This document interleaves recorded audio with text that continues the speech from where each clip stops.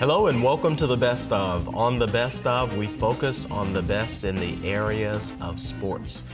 Yes, this is the Best Of, and we are really excited to share with you our guest for today. They are none other than Ms. Rochelle Stevens. Welcome to the show. Thank you for having me at the Best Of. Absolutely. Well, fortunately, I was blessed enough to have the best on the show, so thank you for coming on with us. We're excited about having you on the show today. Thank you. I'm honored to be here. Good. We have a lot to share, and we're going to do this in warp speed, and speed is something you're familiar with. So share a little bit about yourself. Most people already know you, but just for those who have really been buried or hiding in a cave someplace that haven't had the pleasure of finding out who you are, share with them who you are. I started running at the age of 12 in Orange Mound, Tennessee.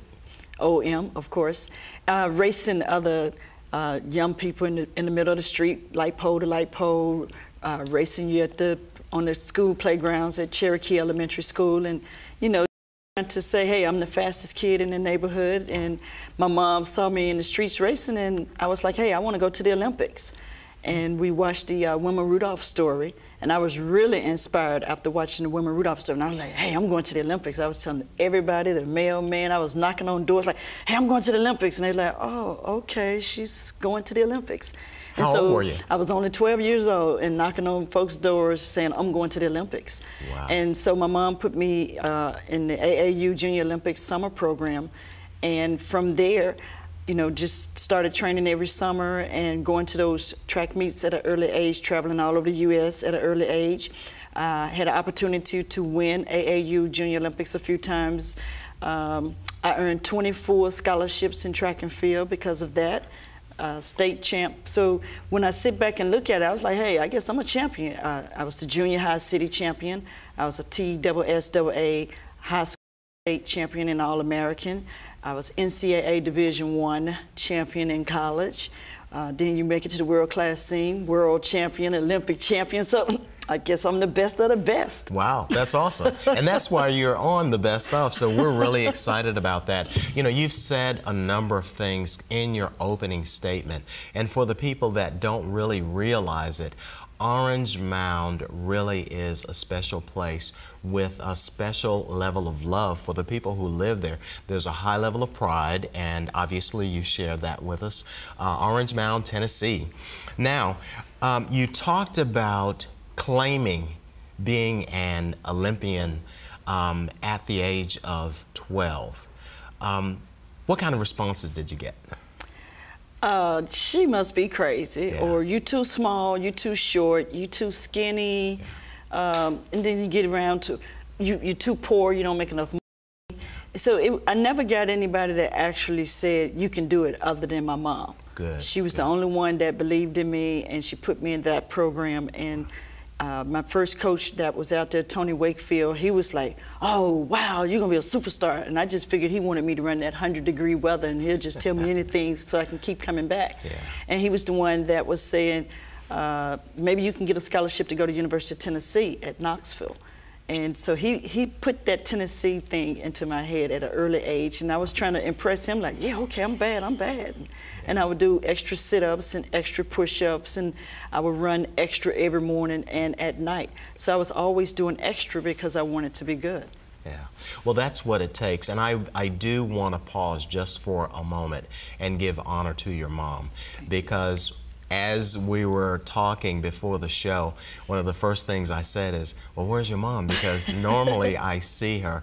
So Mom, I will say, thank you very much for your gift, not only to Orange Mound, not only to Tennessee, the country of the United States, but to the world. So we want to thank you, and we honor you. And thank you so much for really being that, that respectable daughter and listening to her. Also, Coach Wakefield, you must have been a pretty classy guy if you were talking about UT Knoxville. Go Vols.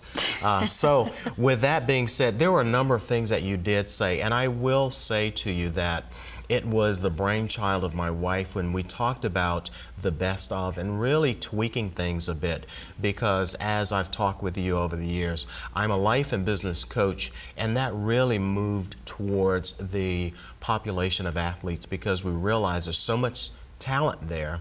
There is also such a great need for guidance, and sometimes educational aspect is not there, and we really need that. But one of the first things you said was you got over 20 scholarships.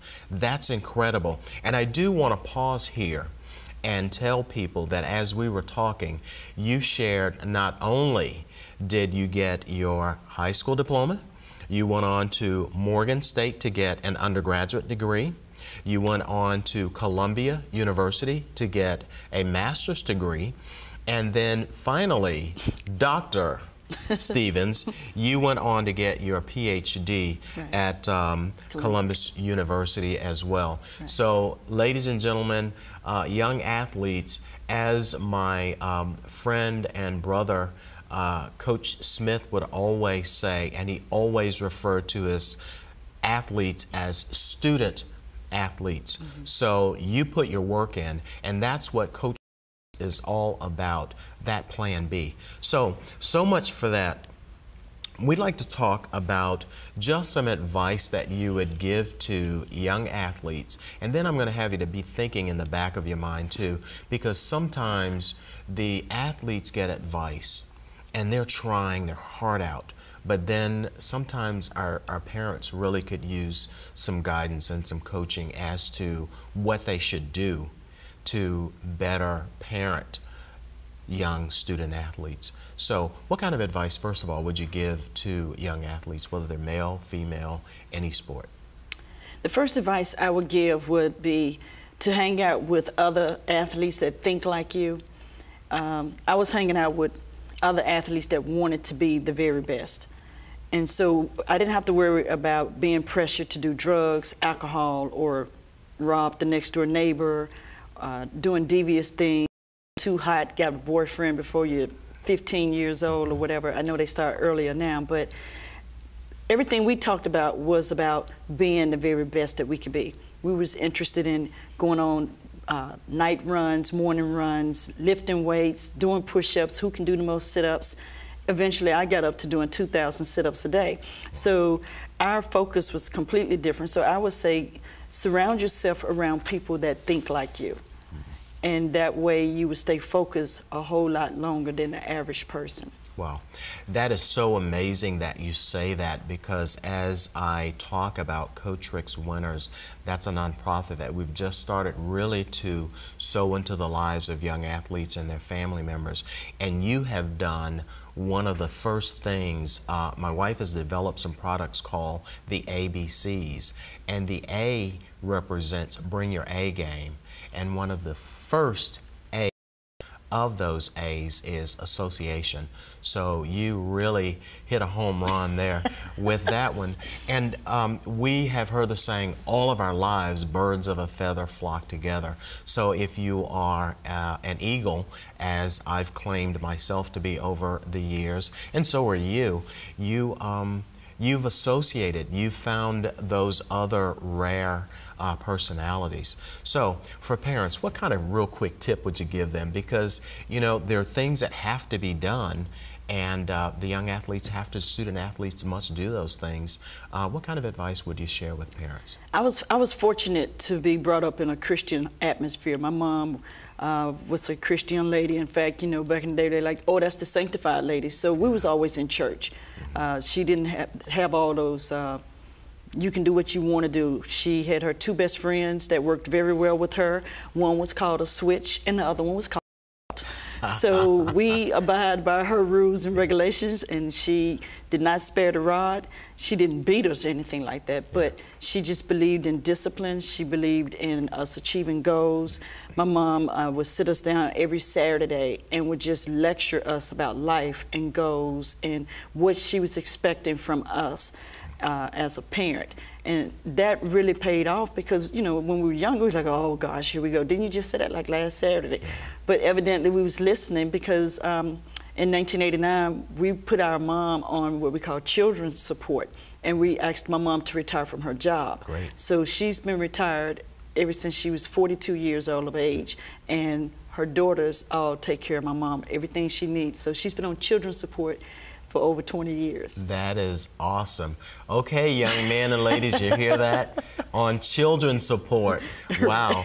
I guess we've got to adopt a lot of children so we can children support too. That sounds really good. Ladies and gentlemen, just like to remind you that we are interviewing, and our guest is Ms. Rochelle Stevens.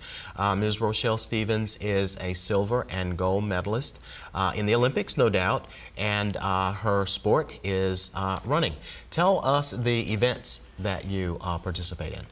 I participated in the 4x400 meter relay in Barcelona, Spain, where I won a silver medal, but I also participated in the 400, the open 400, and I finished 6th in the world. So that sounds real good now, but to actually get 6th place in a track meet, my little feelings was crushed, hurt, and all of the above.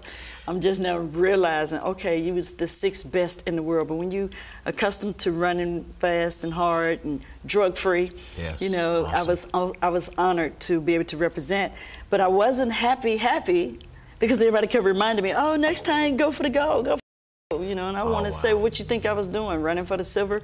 But anyway, I trained a little bit harder. Absolutely. And 4 years later, I came back and won the gold medal in Atlanta, Georgia. Awesome. And so to be able to run in front of the home crowd, knowing that the age I was at, I didn't know how many more Olympics I would probably have in me. So I was like, okay, this is like my senior year, yes, and I'm gonna run in the USA in front of everybody at home, awesome. And I definitely got to get the gold. So this is what the gold medal is from. Wow. Atlanta, Georgia in '96, and the silver in Barcelona in 1992, and 6th in the world. Awesome. Hats off to you.